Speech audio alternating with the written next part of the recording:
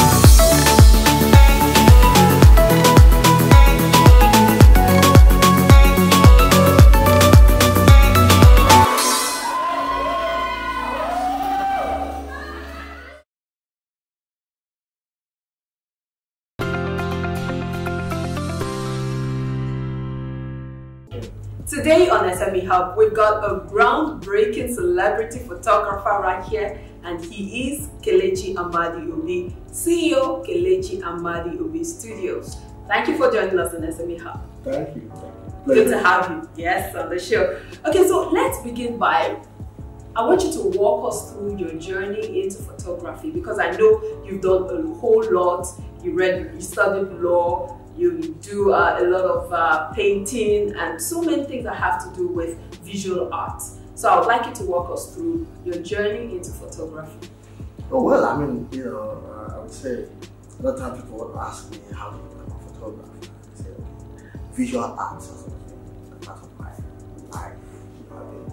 Right from childhood, obsessed with drawing.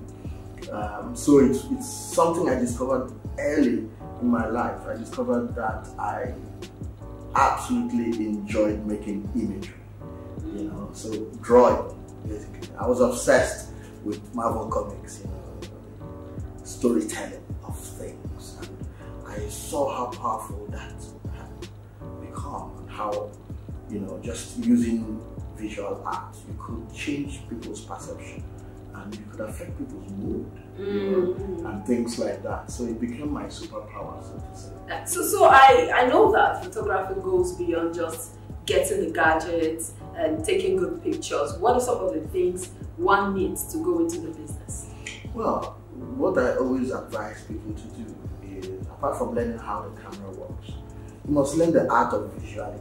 You must understand how to see as an artist. Learn the basics of design, color theory, study art history, and understand how the great masters of art have been able to navigate through the waters of visual art. And it will help you to see and get that eye that can make you unique, make you stand out.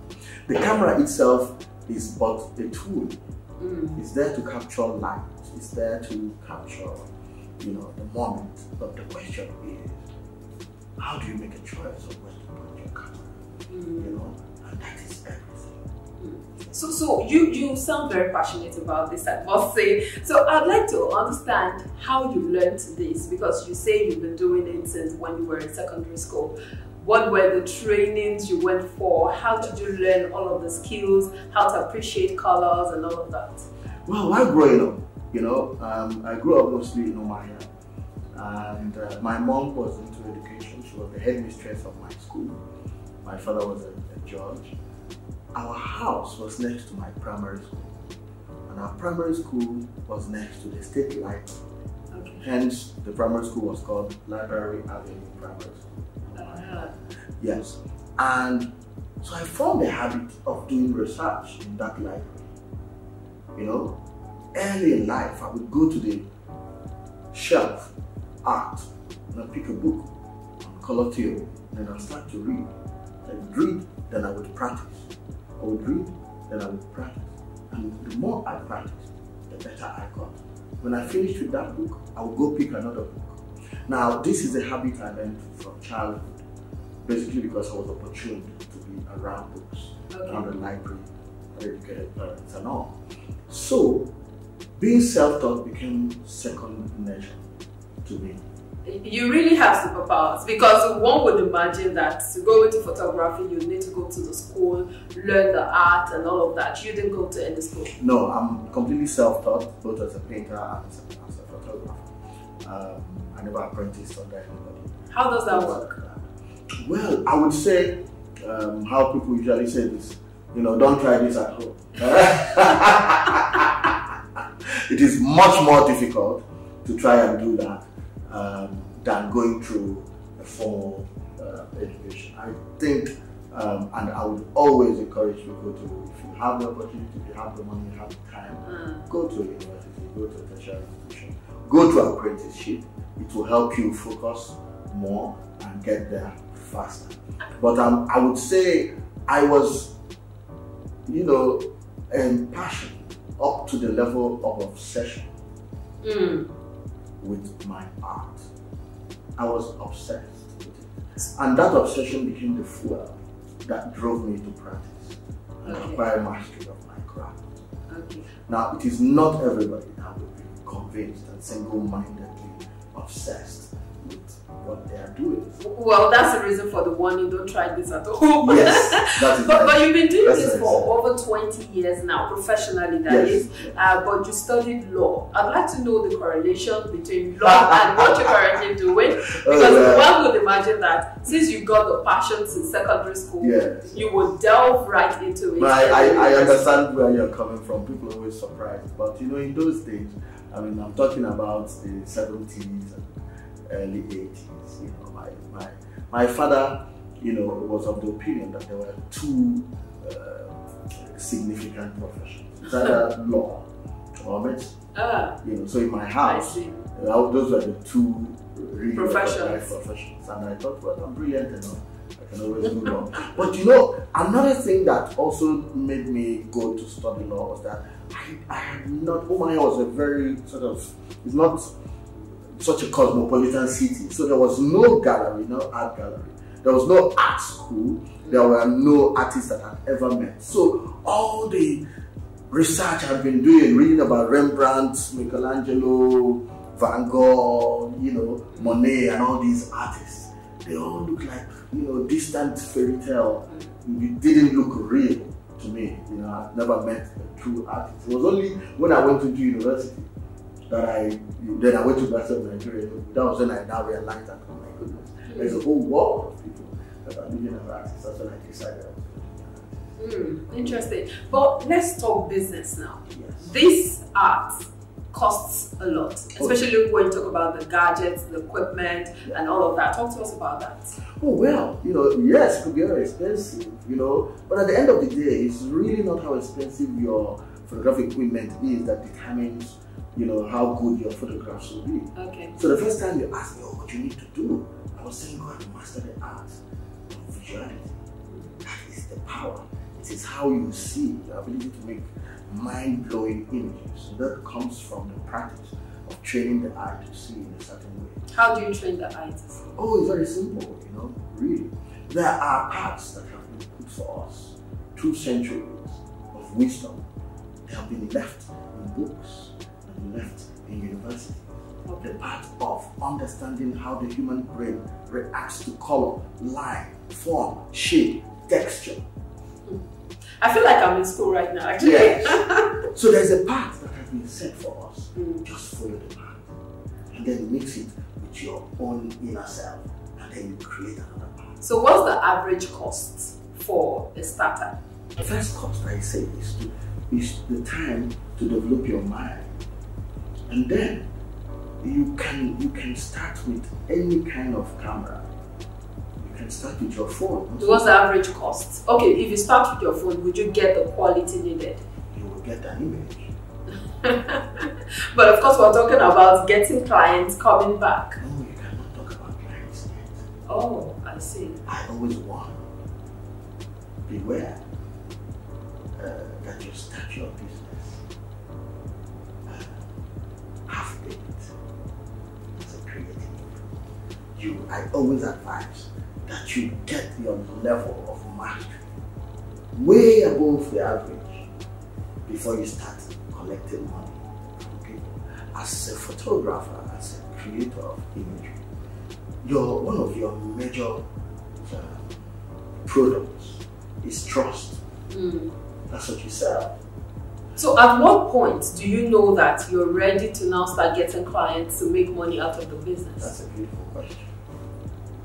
First, you must learn your craft, master it, and then people will start giving you money even when you don't ask for it. So there's no time span to it. The it depends on how ready you are. It's dependent on the intensity with which you pursue your passion, the amount of repetition, and yes. So there are two things. Yeah, having the skill to create imagery. The second thing is another skill, that is the skill of business. Let us separate those things. Now, the skill to create as an artist is there. It's something that is your product. Business itself is another product, which is like ease of business, you know, customer service, you know, building trust and things like that. you know, having a strategy, marketing, you know, all those things are there. So how long did it take you to get to that stage where you started collecting money and, you know, getting clients? Well, I had another job. I was a painter. So I was making a living as a successful artist, studio artist, having exhibitions, selling my paintings for good money, you know. But then I had developed the passion for photography. So I was buying cameras and shooting, making photographs, not for money, but just to enjoy myself. So that you can put a cap to how much a starter would need, like a budding photographer would need to maybe set up a studio, get the necessary cameras, the gadgets, the lights, and all of that. You can set up a studio in a year of training. But the question is, why do you want to make such an investment? And where do you get the money from? I would always advise that, like, that is how I grew. It was the money I was making from my photography, or from my painting, that I was investing. Okay, so it has to be so I had a job that prevented me from relying on my photography as a means of income, because the photography wasn't that good yet. Then? Yes, when you start, you don't say, oh, you know, what is what doing well, right? I say, no, what doing badly until you can do it well. Let's talk about some of the challenges in this business so that those who are watching, who are thinking of going into the business can learn. One of the biggest challenges is that it is hard work. But what can I say? Being alive is hard work. Yes. So if you're looking for an easy way out, please find another job. You know, so it's not easy. Why do I say that? You need to put in a ridiculous amount of time. Find out what your value is and stick to your gun. You understand? If you want to do charity, beautiful, it is good. It's good for PR. If you're doing your own personal work, of course, you even have to pay the money. Which of course would bring me to this question. How do you draw the line? You know how they say that businesses thrive when family and friends pay for services rendered. How do you draw the line? How do you ensure that, yes, you're my sister, you're my brother, but you have to pay? Oh, well, over the years, it's not easy, okay? I mean, there are sometimes you see my niece or something getting married, I have to shoot their wedding. Oh, Kelechi, you have to shoot their wedding. You know? That is a family obligation, no problem. So you do it pro bono? Sometimes, yes. Sometimes, okay. You understand. But that is. But at what point that is what I would give as a present if I want it. That's a personal decision. But I'm saying that, you know, yes, of course. Once at the beginning, most times, I mean, the people that you're going to find as your subjects that you can always call upon and they pose for you are kit and kin. So if I walk into your studio and I say I want a picture, say a birthday shoot, what are the elements? Just a second, because I'm coming there. Okay. You know, I'm trying to let people understand what goes into the pricing. Okay. So those are costs. All right. What it costs you to pay rent, what it costs you to pay for a cleaner, and all that. All of them factor in to how much it costs you to stay in business. And then when you finish, you then look at the work that you're doing. Does it have value? Are people willing to pay for it? Because if you like go and acquire the $1 billion cost per month, that does not make any difference in the work you're doing. That does not compel people to want to pay money. I don't know if you get what I mean. So before you even start talking about how to charge for your work, the work has to be excellent. So if you have that, you say, okay, good. If my cost per month, for instance, is coming to about 3 million naira when I calculate all these things, which means if I don't make 3 million naira, I'm running at a loss. And I'm going to do 3 shoots in a month, 3 major shoots in a month, which means if I'm not charging more than $1 million per shoot, I'm running at a loss. I don't know if you got it. So you then start saying, okay, good. We need to then say, I cannot charge less than $1 million for a shoot. Then you now ask yourself, what are the best photographers who are making work of similar quality in the world, what are they charging? You find out they're charging 20 million naira per day for shoots. It's okay, good. What are the best photographers in Nigeria charging for their work? And then you find out that they're charging 500,000 naira for their day. Which means those photographers are charging below cost price. Which means it is less for you to up the price. But what if the best photographers who are doing similar work are charging 5 million naira for their day? And your work is as good, but you don't have the name that they have. Maybe you should be charging 4 million naira and 1 million naira short for building a name. So there are so many factors involved. I don't know if you understand. What if you find out that the clients in their budget they have 10 million naira for that shoot? They should charge 10 million naira. So those are the factors you consider. Those are factors you have to consider. Yes, but there are also other factors apart from your cost and what the client is willing to pay. What is the usage? You know, different works have different, and there are different properties. You know, it could be a portrait session, which is for private use. It could be an art campaign for a big multinational. It could be a project that is supposed to last for 5 or 6 days. So there are so many. Okay, so let's bring it down to a portrait picture for personal use. Okay. What's the average cost? Average cost, nothing less than $1 million. We are looking at from 3 million upwards. For one shot? For a day, not a shot. Day shoot. They shoot. Okay. It's, you know, it's the whole creativity and things like that. But these things vary. Prices go up, prices keep going. What are things that make the prices go up? Is it the Nigerian factor? Well, I mean, you know, if you value your stuff in dollars, because all the equipment, everything that you have is imported. Nobody's making, you know, a digital sensor here. Nobody's making a lens here. All the so you don't get any of your equipment in Nigeria? Even if you get it in Nigeria, somebody imported it. So if the dollar becomes 600 naira, from 150, the cost is tripled. So you have to keep upping the price based on the economy. Yeah, but that is also another thing. You don't just up your price; you up the quality of your work. I see. So how do you come up with the concepts that you put into your photography? Well, I mean, it depends. There are two things. Maybe I'm doing my personal work, so I'm the one deciding what I want to photograph and how I want it to come out. That's a different thing. So it's me deciding what I want to express myself. Okay. Right? Or it's me working for a client. Maybe an ad campaign, in which case they're using the skills I've acquired over the years to tell their own story. You know? Okay, so they don't come up with the concept of what they want. No, they do.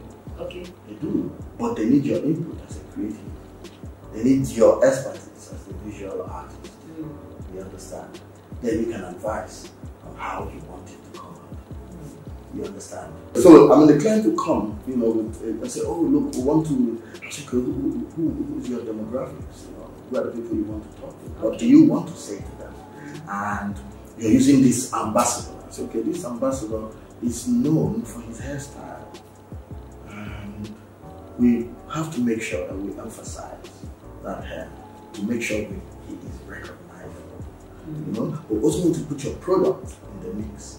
So we need maybe lighter colors against a dark product or darker colors against a light product to bring contrast. You see, all these are the sort of things you bring to bear as the visual artist. So how lucrative is this business when it comes to input versus output? How can I say? I think it is profitable. You know, as far as you're keeping your costs down as an individual. I mean, if you have a personal taste of a billionaire, then you would always run it to loss.